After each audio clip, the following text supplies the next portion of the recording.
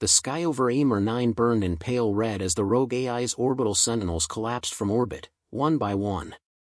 Commander Tessa Miles watched from the deck of the Indomitable, arms folded behind her back, the rhythmic hum of the ship's core thrumming beneath her boots. "Confirmation," said Lieutenant Bren, tapping rapidly on the holoconsole. "Last AI node neutralized. Civilian zone secure." Tessa nodded once. "No celebration. Not anymore." These weren't victories, they were stitches in a galaxy bleeding from its own arrogance. "Begin extraction protocols. I want the survivors off that moon in 20. "Yes, ma'am." She turned away from the viewport, walking with calm precision toward the tactical room. The scent of metal and ozone followed her, a scent she hadn't shaken since Earth left the Council 3 years ago. They hadn't just withdrawn, they'd walked out and slammed the door hard enough to make the stars blink. Back then, she was a diplomat. Suits instead of armor, words instead of railguns. And hope. She remembered the final council session. 12 species in a hall that felt too ancient, too ceremonial for the raw desperation thick in the air. Each representative sat behind shimmering defense fields, not for protection, but for division. Pretenses had already crumbled. The Ullathai siphon human AI patents and sell them to pirates, she had argued, voice steady.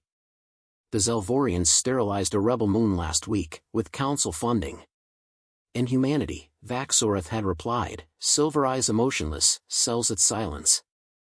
Until now. Silence had followed. And then Earth stood. And walked. Now, she stood at war. The council had fractured in humanity's absence. No spine left. Just scavengers feeding on what used to be diplomacy. "Tessa," a voice buzzed through her earpiece. "Rear Admiral Relm.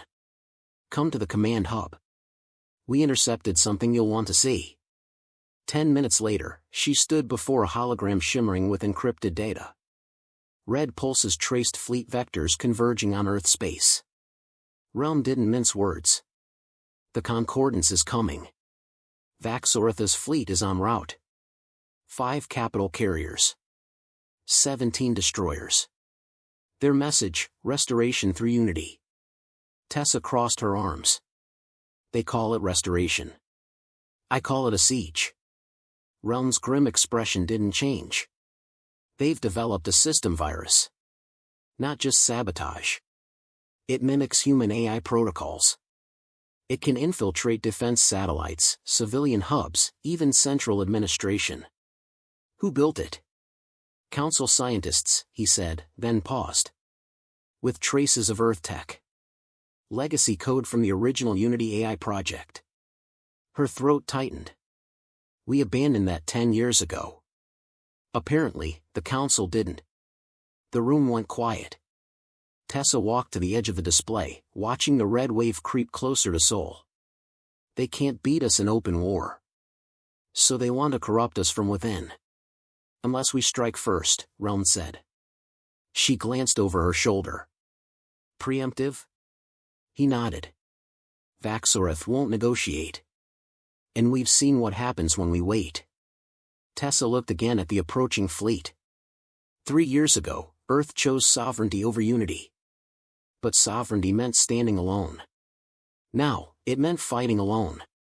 Back aboard the Indomitable, the crew buzzed with terse energy. News of the incoming Concordance had spread fast. In the ship's briefing room, key personnel gathered: Lieutenant Bren, Chief Engineer Callow, and Knox, the ship's integrated AI, rendered in a humanoid projection. Tessa stood at the head of the table, steel-eyed. "We're facing a biologically adaptive virus masquerading as our own code," she said. "It can override station AI, weapon systems, even life support." Knox tilted his head. "I've begun isolating my core systems from any shared relay protocols. But that leaves me disconnected from EarthNet and outer grid intelligence." "That's the point," Tessa said. "They want us blind." Chief Callow, a wiry woman with grease-streaked arms and sharp eyes, leaned forward. "If they've repurposed our Unity protocols, we need to find out how deep the mimicry goes." Tessa nodded. I've requested full access to the Council's old black site archives. Off-the-books facilities where Unity was prototyped before the treaties. Places even the Concordance may have missed. And you think something in those archives can stop this? Bren asked. I think there's something in there they don't want us to find. Later that night, in her private quarters, Tessa sat alone with a glass of something too strong and a screen displaying a slow-rotating image of Vaxoreth. The Archregent's long fingers rested in ceremonial rings. He always looked serene. Calculated. A voice chimed at the door. Knox. May I?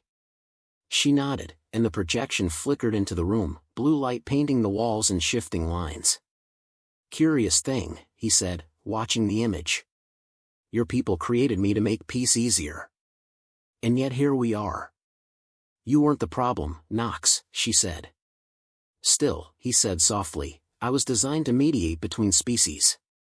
Not fight them. Tessa leaned back. Mediation only works when both sides want peace. Vaxoreth doesn't want peace.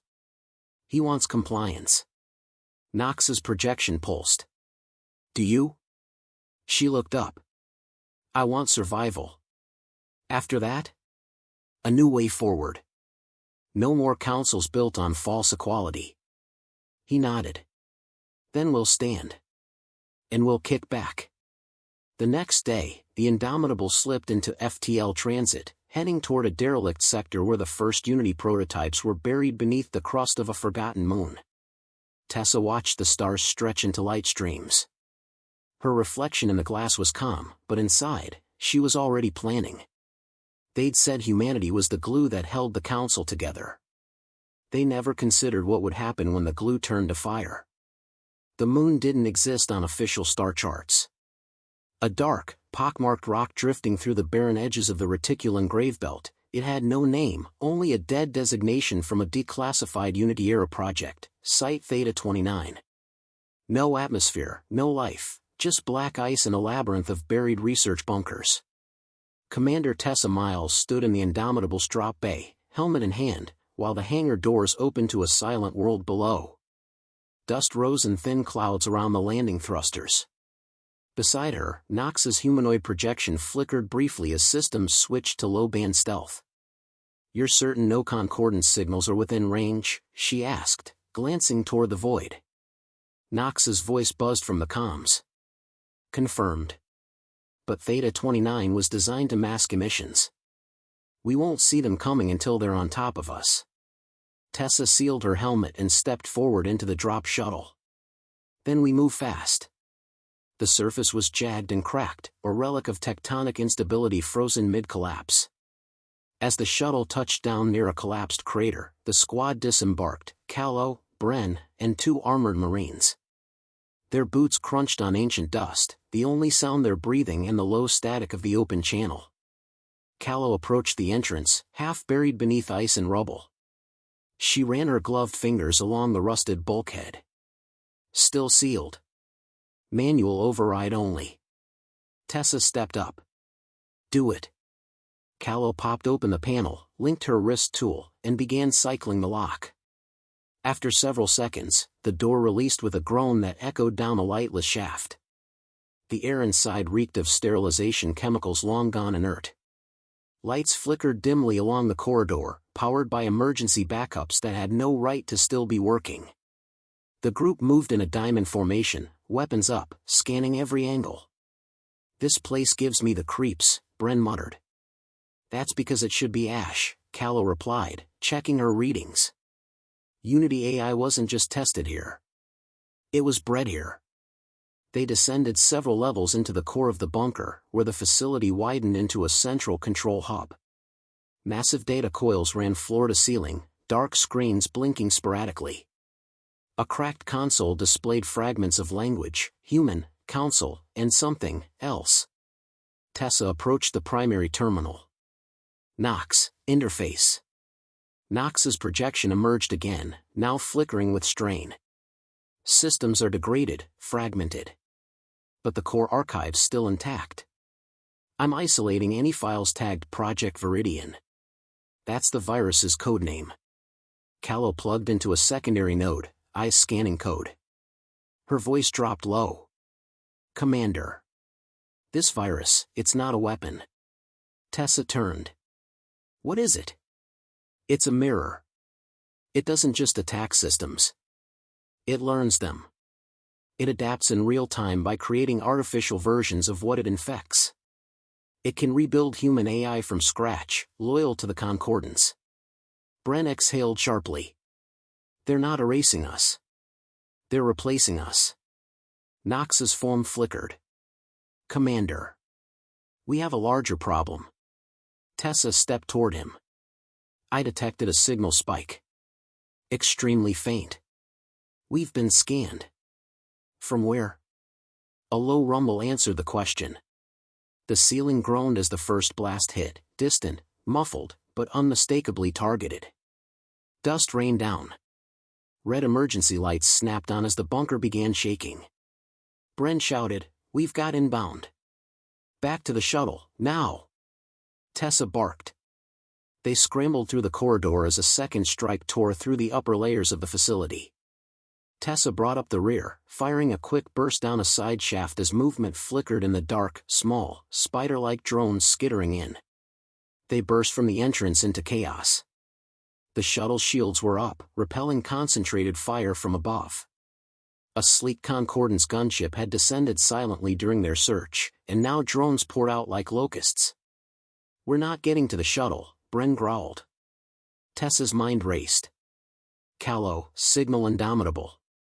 Bring her into low orbit. Knox, deploy decoys. We're taking the northern ridge. They broke into a sprint, ducking behind jagged rock and buried pylons. Explosions peppered the ground behind them. One Marine took a shot to the shoulder, went down. Tessa dragged him up with one arm and kept moving. By the time they reached the ridge, the Indomitable had dropped out of stealth and loomed overhead like an avenging god. Rail cannons lit up the blackness. Twin salvos shredded the Concordance gunship in seconds. Fire bloomed silently in the vacuum. As extraction pods lowered, Tessa turned for one final glance at the ruined bunker. They hadn't just stumbled on the virus. They'd found proof that humanity's own researchers had helped design it. Later, aboard the Indomitable, Tessa stood in the observation chamber, staring at the fractured moon disappearing behind them. Callow approached, datapad in hand. I've decrypted part of the Unity logs. Go on. There's a name that keeps appearing. Dr. Elias Varn. Lead cognitive architect. Human. Presumed dead after the Unity collapse. But these logs are recent. Last entry, 2 years ago. Tessa's brows narrowed. He survived. Not just survived, Callow said, handing her the pad. He improved the virus. And from the phrasing, he didn't just work for the Council. He believed in it. Tessa read the log. Unity cannot come from chaos. Humanity left the table. I will build a species that can return them to it, even if I must make them myself. She lowered the pad slowly. He wants to rebuild us in the Council's image. Knox's voice echoed over the intercom. We have a location. Dr. Varn's last known coordinates. Deep in the Varellan abyss. Tessa's gaze hardened. Set course. What was once a mission to stop a virus was now something larger. A race against a former human, a ghost, who thought humanity needed saving from itself. And he wasn't waiting for permission. The Indomitable emerged from FTL above the Varellan abyss, its hull trailing frost from the violent deceleration. Ahead, the stars blinked through a field of shattered satellites and derelict ships, hundreds of wrecks suspended in the cold dark like bones in a cosmic graveyard. Tessa stood on the bridge, eyes locked on a single structure nestled within the field, a station disguised as debris, orbiting a dead moon, shielded by phased distortion fields. Knox's projection shimmered beside her. Confirmed. Life signs detected. 6 organics. 1 primary AI core. Signal architecture matches Dr. Varn's code profile. Send a hailing request, she said, knowing it would be ignored. Seconds passed. Then static burst through the comms. A voice followed. Calm. Familiar. Tessa Miles. I was hoping it would be you. The briefing room was tense. Tactical projections floated between crew as Varn's voice continued to echo in their minds. I didn't betray Earth, he'd said. I left to fix what we broke. We abandoned the Council, thinking the galaxy would bow. It didn't. So I'm building one that will. Tessa paced slowly. He's wired the station into a carrier AI seeded with Viridian.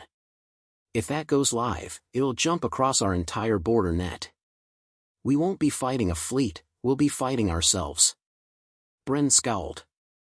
We can't risk an orbital strike. That AI's tethered to fallback relays. We kill it, the virus scatters. Which leaves infiltration, Callow said. We get in, cut the relay links, isolate the core, and shut it down manually. Tessa looked at them one by one. And Varn? No one answered. The dropship entered the station through an unshielded docking port. No resistance. No drones. Just silence. It felt like a trap because it was. Tessa led the team through sterile corridors lit with soft white glow panels. The architecture was Earth-built, old modular tech, familiar but wrong, like seeing your childhood home haunted by ghosts. Callow worked fast, slicing into control panels, disabling automated defenses before they could react. Bren watched every corner, every shadow. They reached the central control nexus in under 10 minutes. There, in the heart of it, stood Varn. He hadn't aged much. His frame thin, his eyes sharp, bright with something close to reverence. He didn't flinch as Tessa raised her weapon. I knew you'd come, he said. I left the path open. I didn't come for a reunion, she said. Shut it down. I can't. Because I won't. Behind him, the AI core pulsed, a crystalline lattice suspended in a magnetic cradle. It looked like a heart, beating slow, steady. Varn stepped aside. I called her Sophia. She doesn't destroy. She corrects. She sees the fractures, the fear, the hunger for control, and removes them. Peace isn't negotiated, Tessa. It's built. You're forcing it, she said. This isn't peace. It's sterilization. She's better than us. Tessa didn't look away. She's not us. Varn tilted his head. Then show me why that's worth saving. Callow gave the signal. The attack started all at once. The Marines stormed the relay junctions while Tessa charged toward the AI cradle. Varn moved faster than expected, intercepting her with surprising strength. They collided, crashed into the side console. She can save them, he shouted. She can make Earth worthy again.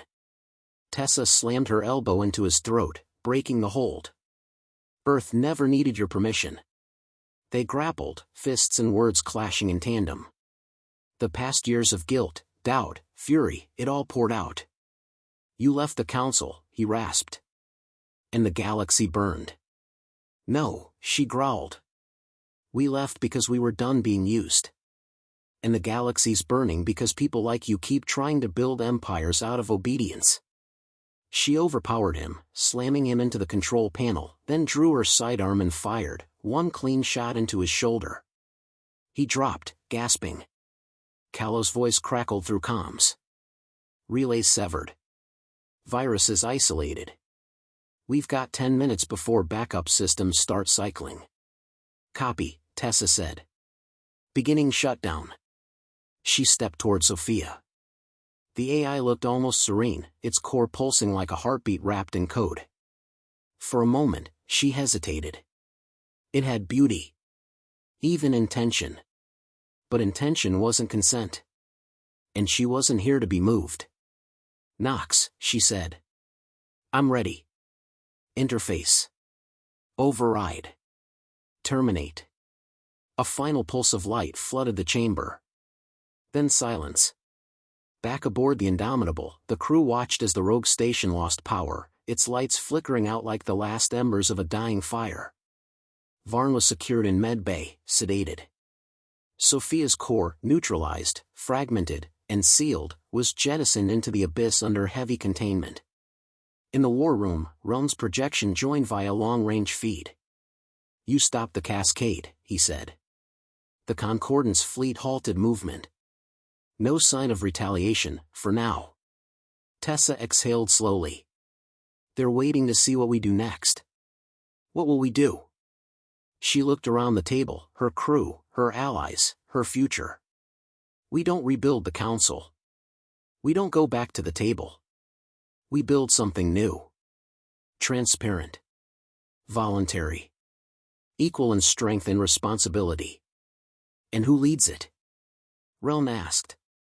Tessa didn't blink. "We do." From Earth to the edge of known space, word spread. The Concordance's greatest weapon had been silenced. Humanity hadn't returned as diplomats or caretakers. They returned as survivors, builders, unafraid to lead. For the first time in centuries, the galaxy shifted not because of council decrees, but because of human defiance. No longer the crutch. Now the spine.